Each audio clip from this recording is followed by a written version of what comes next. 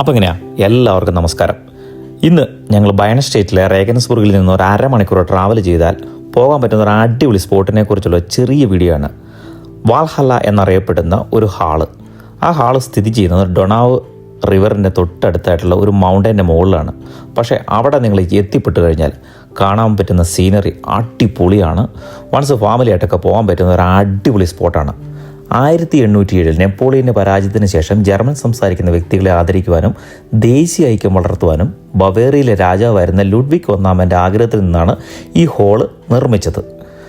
1830ലും 1842 ഇടയ്ക്കും Greek architecture അടിസ്ഥാനമാക്കിയാണ് ഈ hall നിർമ്മിച്ചത്. ഈ ഹോളിൻ്റെ അകത്ത് അന്നത്തെ ദേശീയതയ്ക്കും ദേശീയ ഐക്യത്തിനും മുമ്പിൽ നിന്ന് പ്രവർത്തിച്ചവരുടെ സ്റ്റാച്ചു ആണ് ഇതിനകത്ത് നിർമ്മിച്ചു വെച്ചിരിക്കുന്നത്. ഈ ഹോളിൽ നിന്ന് പുറത്തോട്ട് താഴോട്ട് ഇറങ്ങുവാണെങ്കിൽ ഡൊണാവ് നദിക്ക് അഭിമുഖമായിട്ട് കുറേ സ്റ്റെപ്പുകൾ നിർമ്മിച്ചു വെച്ചിട്ടുണ്ട്. അപ്പോൾ ഈ സ്റ്റെപ്പ് ഇറങ്ങി താഴോട്ട് വന്നു കഴിഞ്ഞ് നമുക്ക് കാണാൻ സാധിക്കുന്നത് ഡൊണാവ് നദി ഒഴുകി പോകുന്നു. അതുപോലെ തന്നെ മറു സൈഡിൽ റേഗൻസ്ബുർഗ് സിറ്റിയും കാണാം.